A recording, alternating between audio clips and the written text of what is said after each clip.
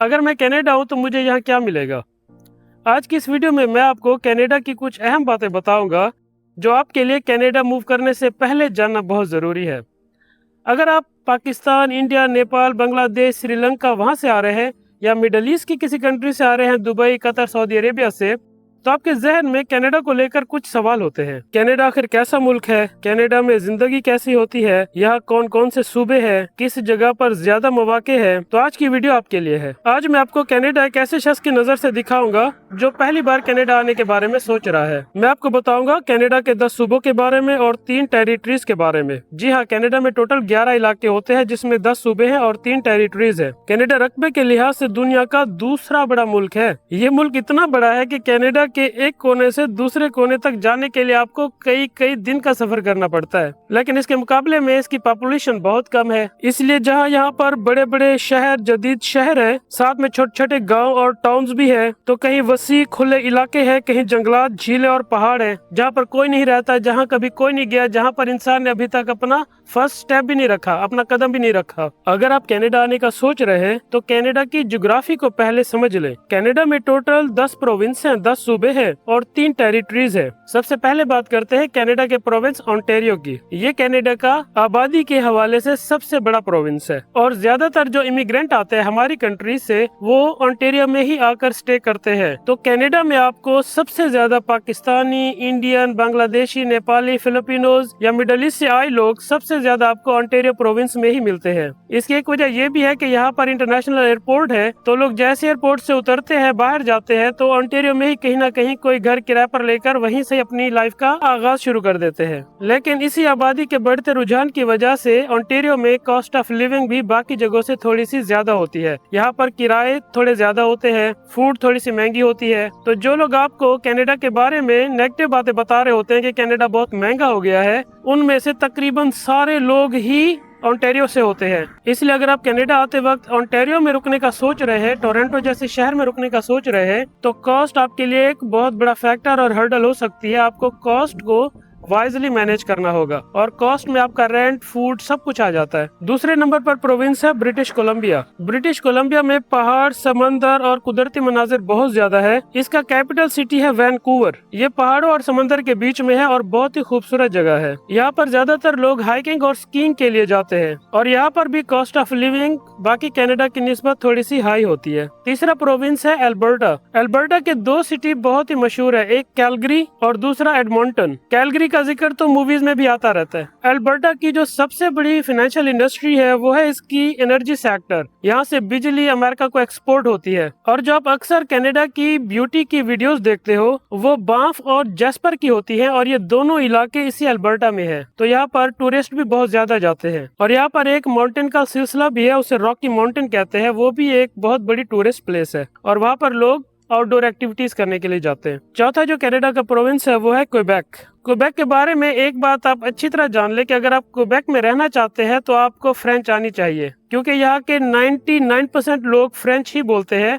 और फ्रेंच बोलने को प्रेफर और पसंद करते हैं। इवन कि यहाँ की जो जॉब्स भी आती है उन सब जॉब्स में फ्रेंच लैंग्वेज की रिक्वायरमेंट होती है। इसका कैपिटल सिटी मॉन्ट्रियल है, लेकिन एक और सिटी भी सबसे फेमस है, उसका नाम भी क्वेबेक सिटी है। सूबे के नाम पर ही सिटी का नाम है। और इस पूरे प्रोविंस की खास बात है कि ये पूरा का पूरा यूरोप की तरह है। इसकी बिल्डिंग्स, इसका कल्चर, लोगों के कपड़े पहनने का अंदाज सब कुछ यूरोप के जैसा है। अगला जो सूबा है कनाडा का उसका नाम है मैनिटोबा और मैनिटोबा का एक शहर विनिपेग इसका सबसे बड़ा शहर है। मैनिटोबा में बेशुमार झीलें हैं और बड़े बड़े मैदान है और यहाँ पर बहुत बड़ी बड़ी एग्रीकल्चर लैंड्स भी है। और आप ये बात अच्छी तरह जान ले कि जो इलाका भी एग्रीकल्चर इलाका होगा कनाडा का, वहाँ पर लाइफ थोड़ी सी स्लो और पुरसकून होती है। तो मैनिटोबा में भी लाइफ थोड़ी सी स्लो और पुरसकून होती है, लेकिन ये स्लो लाइफ और पुरसकून लाइफ आपकी कॉस्ट को भी कम कर देती है। इसलिए यहाँ पर कॉस्ट ऑफ लिविंग बाकी जगहों की निस्बत कम होती है। आपके रेंट, ग्रोसरी ये सब थोड़े से सस्ते होते हैं। कनाडा का अगला प्रोविंस है सस्कैचुअन। सस्कैचुअन अपनी एग्रीकल्चर के लिए मशहूर है। कनाडा की सबसे ज्यादा एग्रीकल्चर लैंड्स सस्कैचुअन में होती है। इसके दो शहर मशहूर हैं, सस्काटून और रिजाइना। कनाडा के अगले 4 जो सूबे हैं उनको अटलांटिक रीजन भी कहते हैं। इसमें 4 सूबे आते हैं, New Brunswick, Nova Scotia, Prince Edward Island और न्यू फाउंडलैंड लैब्राडोर। तो सबसे पहले बात करते हैं न्यू ब्रांसविक की। ये कनाडा का वो वाहिद प्रोविंस है जहाँ पर इंग्लिश और फ्रेंच दोनों ही ऑफिशियल लैंग्वेजेस है और इसका एक सिटी सेंट जॉन पूरे अटलांटिक रीजन का सबसे बड़ा शहर है। न्यू ब्रांसविक के बिल्कुल पास है province Nova Scotia. Nova Scotia का जो सबसे बड़ा शहर है वो है हैलिफैक्स और वो मशहूर है अपनी पोर्ट्स के लिए। वहाँ पर सी पोर्ट है, वहाँ पर वॉच टावर्स होते हैं, लोग उनको देखने जाते हैं और यहाँ पर क्रूज वगैरह भी चलते हैं, क्रूज शिप्स। नेक्स्ट प्रोविंस है प्रिंस एडवर्ड आइलैंड।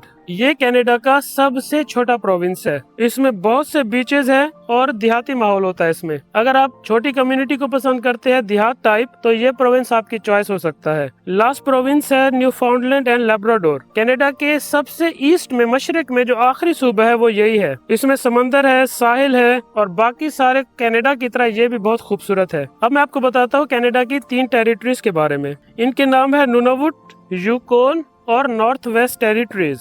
ये तीनों कनाडा के शुमाल में है, नॉर्थ में है, इसलिए ये तीनों बहुत ठंडे होते हैं और नूनावुट तो -60 तक चला जाता है। यूकोन भी इसी तरह बहुत ज्यादा ठंडा होता है क्योंकि ये ऊपर फिर अंटार्कटिक को टच होते हैं। अंटार्कटिक आपको पता ही होगा, पूरा बर्फ है जमा हुआ है, तो ये उसको जाकर लगते हैं। इस वजह से ये तीनों टेरिटरीज बहुत ठंडी होती है और यहाँ पर बर्फ कभी नहीं पिघलती। अब मैं आपको क्विकली कनाडा की खूबसूरती के बारे में बता दूं कि कनाडा में 10 दर्जनों नहीं, सैकड़ों नहीं, बल्कि हजारों झीलें हैं और बेशुमार पहाड़ी सिलसिले हैं, बेशुमार रॉकी माउंटेन्स हैं और यहाँ पर बहुत ज्यादा वाटरफॉल्स है, जिनमें से नाइग्रा फॉल वर्ल्ड के वंडर्स में शुमार की जाती है। वो इतनी बड़ी और इतनी खूबसूरत है और हर साल लाखों लोग नाइग्रा फॉल को देखने आते हैं। मैं भी नाइग्रा फॉल गया था और सच में जितना इसकी खूबसूरती के बारे में सुना है ये उससे ज्यादा खूबसूरत है। कनाडा के ऐसे बहुत से इलाके हैं जहाँ पर गर्मियों में बर्फ पिघल जाती है तो लोग फिशिंग, हाइकिंग, कैंपिंग के लिए बाहर निकल जाते हैं और क्योंकि यहाँ पर पूरा ही सिक्योर माहौल होता है, सिक्योरिटी इश्यूज होते नहीं, तो लोग मैदानों में ही सो जाते हैं, साहिल किनारे टेंट लगाकर सो जाते हैं, कई दिन बाहर ही गुजार कर आते हैं। तो काफी इंजॉय करते हैं लोग यहाँ गर्मियों में। और फिर जब ऑटम आता है तो कनाडा के सारे रंग ही बदल जाते हैं। कहीं पर रेड पत्ते, कहीं ऑरेंज, कहीं येलो, कहीं ग्रीन, कहीं ब्राउन, कहीं डार्क ब्राउन, कुछ समझ में नहीं आता।